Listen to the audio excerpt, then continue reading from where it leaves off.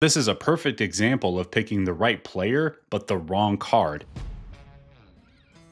As card investors, one of the decisions we're constantly faced with is what types of cards do we actually target after we've picked a player? If we pick the right card, it leads to easy sales and profits. If we pick the wrong card, it can be hard to sell and even go backwards in value. And in this video, I'm going to walk you through 9 criteria I use as a 20-year card investor to pick the cards that are actually going to make me money. Now, before we get into the list, let me show you why this matters. So I'll take you back to the 2000s and I picked up a Derek Jeter Upper Deck #1 Top Prospects card. And it's a cool card. He's pictured in his minor league uniform. So I thought that this would be a good bet over time to have an early card of a guy that was clearly going to the Hall of Fame. And so I paid $4 for this card. And over the past 20 years or so, we've seen some major gains in the value of this card. So now it's worth about $5. So you could say we're making some big moves here. Now, it's not that Jeter was the wrong player, it's that I picked the wrong card. So if I had picked up a 1993 SP Foil, his true rookie card, the one that everyone actually wants, that card over the same time period has climbed by over 1,000%. And higher grade copies have climbed by more than 2,000%. For example, a PSA 9 used to be worth about $200 back then, and now they are going for over $4 grand. So this is a perfect example of picking the right player, but the wrong card, and that is why picking the right card matters. So let's dive into the list and I'll do what I can to help you pick better cards so that you can make more money. Number 9, if I can't spell it, I don't buy it. So I want to start with the end in mind and think about my end buyer, because ultimately I have to actually sell this card to make a profit on it, right? So I want to look at, is it going to be a card that someone can actually find easily on eBay? Is it something that people are actively targeting? And one of the keys here is that they've got to be able to spell it. I'll give you a couple examples here. So Pad Paradsha is the first one. I think that's how you say it at least. But this is the one of one, the most rare parallel from the top Sapphire product. And I consider myself to have at least a reasonably good vocabulary. Like, I wrote a book on sports card investing, and I did not know that that word existed until I stumbled onto one of these cards in my top Sapphire searches along the way. So if I don't know the word exists, how can I know that the card exists, right? And certainly I have no idea how to spell that and have had to look it up 16 different times. Another one that I don't like is the fuchsia parallel, because it's hard to spell. I know how to spell magenta. I know how to spell pink. I don't know how to spell fuchsia. I have to look this one up every time because I can't remember if there's an S in there. I can't remember the order of the C and the S. It's one that trips me up over and over again. And so if I can't spell it, I'm assuming other people might have a hard time with it too. And that's a card that I will skip. And instead, I'd rather focus on cards that are easy to spell. Simple enough. Number 8, if I'm targeting parallels, I want to go after the true parallel. So I don't want the blue wave refractor. I want the blue refractor. I don't want the purple fast break. I want the purple prism. So as interest in cards has climbed over the years, the card manufacturers have to figure out, how do we get more cards out there without ruining the rarity of the parallels that we've created?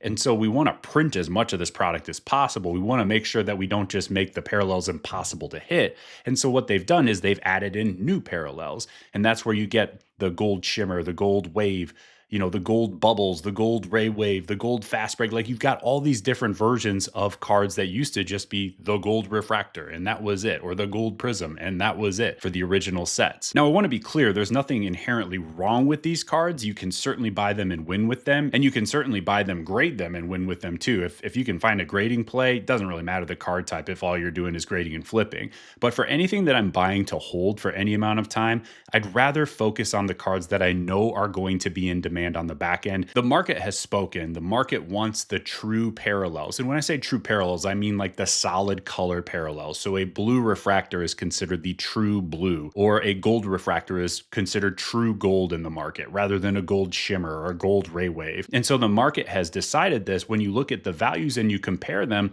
you can just see where the demand is based on how cards sell. And so the gold refractor is going to outsell the gold logo fractor and the gold wave refractor and the gold shimmer refractor every single time. And that tells me that there's just more demand for that card. So whenever possible, I'd much rather target the solid, true colored parallels rather than what I consider to be more of the gimmick fractors, some of these made up random parallels that have kind of come out of nowhere the past few years. Number 7, I don't buy graded base cards. Now, I want you to hear the distinction here, because I do buy raw base cards and get them graded and then flip them, but I don't like to pay the premium for the already graded PSA PSA 10 cards. There are just too many of them out there. It's hard to compete when there are dozens, if not hundreds of copies of the exact same card on the market. You just have no control over the sale price when your buyer has so many other options. And also consider this, when you get a card graded and it goes from being an ungraded card to being a PSA 10, that is the single biggest value jump most cards will ever see.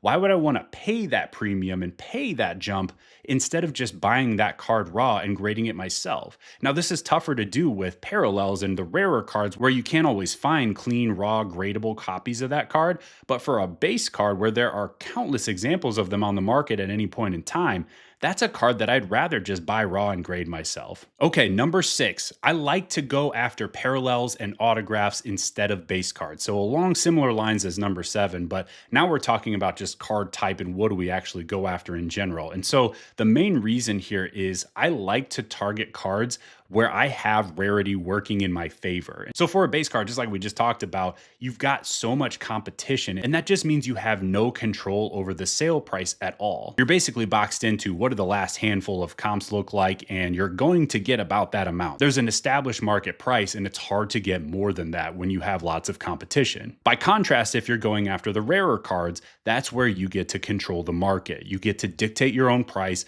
and you can basically put up a card for whatever you want. Now, you can't make someone pay that, but if you have the only copy on the market and it's a high demand player that lots of people are looking for, I mean, you kind of get to say, take it or leave it. Like, here's my price. And if you don't like it, good luck finding another copy. And so you do get to directly influence the sale price when you have a card that's actually rare. Now, budgets are a real thing, so it's not like we can all just go and spend $10 billion on the one of one of every product or something. But I'm talking about even buying just like a silver prism instead of a base prism, or get into a refractor auto instead of a base auto. Like, just do something that gives you a little bit more rarity working in your favor if you can. By the way, if you like frameworks like this, we talk about this stuff all the time in our private card investing community. It's called Ignite. We've got over 100 card investors learning, leveling up, and winning together. I'll leave a link in the description if you want to take a look, but otherwise, let's get back to the video. Number 5, the first version wins. So anytime there's a player that has multiple copies of the same card from different products, typically it's the first one that does the best. So a recent example of this is Jackson Holiday has a 2022 Bowman Chrome autograph from the Bowman Chrome draft product,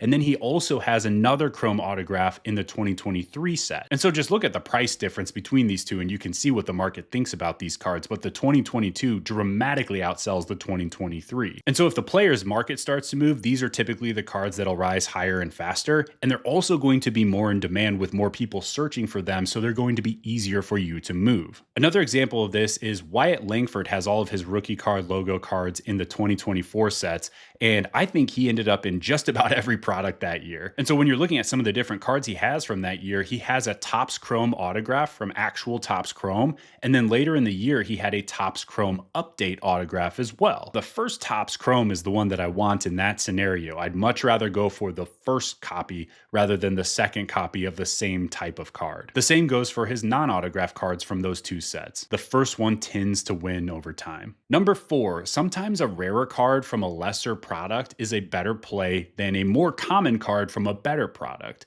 And so you've heard me talk a little bit about rarity and how much I like being able to have some influence over the price when I'm going to sell.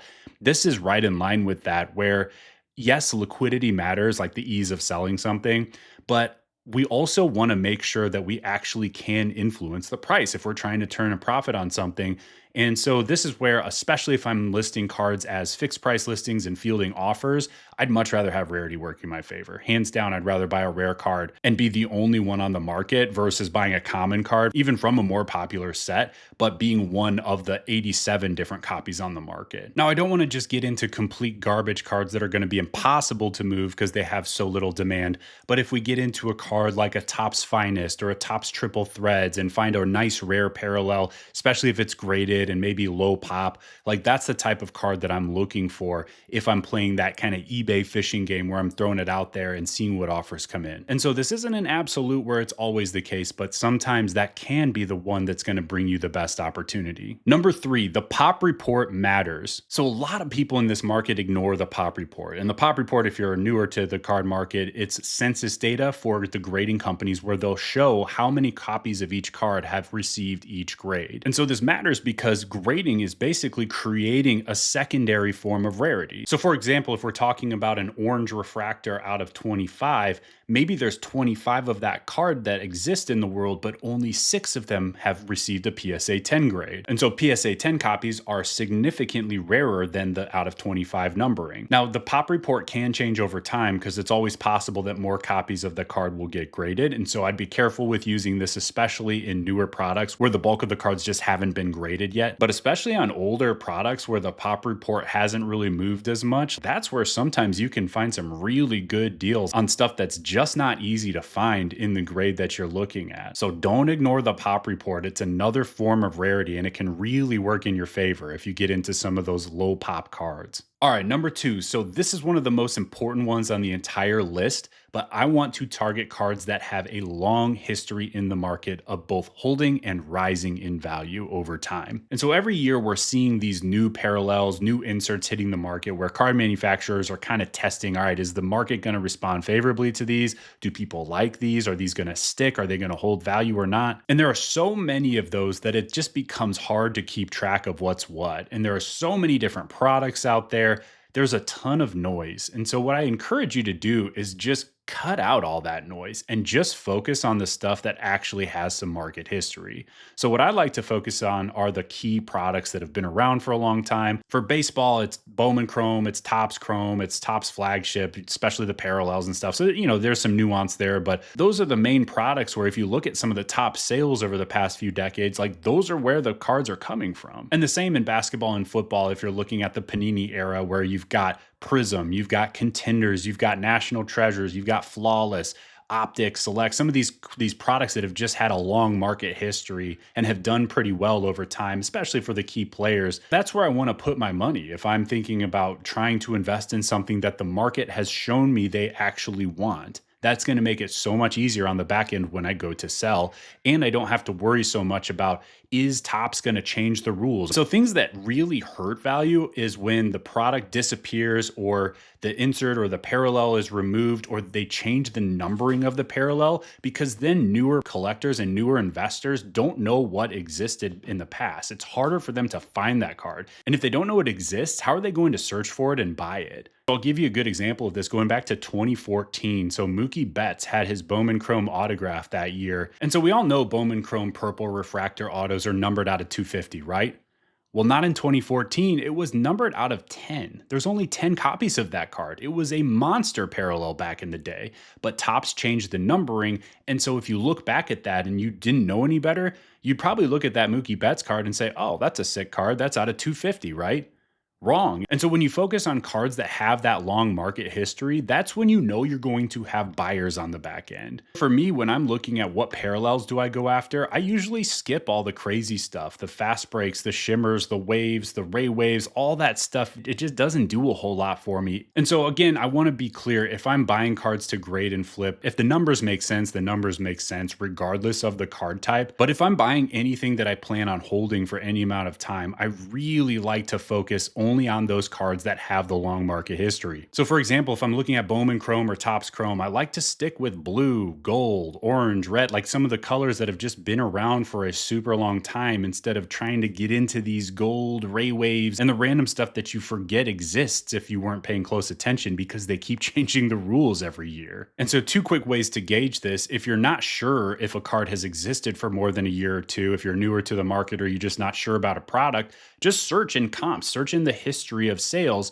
what those look like from a few years ago, or if they existed. Look on eBay and see if there are copies of a 2017 copy of that same card, or a 2020 or a 2022 even. And it's not that you can't win on something new, it's just that it might be a little bit trickier to move it if the card or the set doesn't have a following. Another way to gauge demand is just to look at sales history and see how many of that card have actually sold in the past week or the past month or the past year even. And you can see pretty quickly if there's enough demand for those cards to be moving regularly. All right, number one is focus. So, the more you can learn a set, the better you're going to get. The more opportunities you're going to see, the more comfortable you're going to be. So, I like to target sets that I know that I can learn inside and out and become almost like a semi expert at these little sets that I'm going after. So, if there are 100 different products for baseball and I try to learn all 100 of those, it's going to be really hard to keep things straight, right? And so I really only focus on the main sets, the Bowman Chrome, the Topps Chrome, flagship Topps, a couple of the other ones maybe that I'll dabble in here and there. But I know Bowman Chrome and Topps Chrome like the back of my hand. And so I have a good gauge on what are things worth, what should they be worth compared to other cards, how much value does a PSA 10 add on some of these cards and some of these parallels, is there going to be demand for a certain parallel on the back end when I go to sell? And it just helps you when you can get that good at a certain product that you're not always starting from scratch trying to learn the product from the ground up. Focus truly is a superpower. And again, the more reps you get, the easier it's going to be. All right, we'll wrap this one up with a quick bonus tip here. So the bonus is to keep in mind that you can win on anything. So if you see an opportunity and you're like, hold on, that doesn't fit Ryan's little card criteria, just ignore me and go make your money. All right. If you're sure about it and you feel like there's a good opportunity in front of you, even if it goes directly against something that I just said, go do it. There's always going to be counterexamples, and I'd rather you make your money. And so think of these as frameworks, think of these as guidelines, but not absolute laws. There's always going to be ways to win out there in this market. But hopefully these criteria will help you get into better cards that are going to be easier to move and more profitable on the back end. All right, we'll wrap this one up. But if you get value from videos like this and you want more and you want some personalized guidance along the way as you build your own card business, I run a card investing program for people who are coming up in this market trying to find some consistency, where I'll show you my exact proven system and you get some access to me for some actual help along the way. So I'll leave a link in the description if that sounds at all interesting. But otherwise, we'll see you on the next video.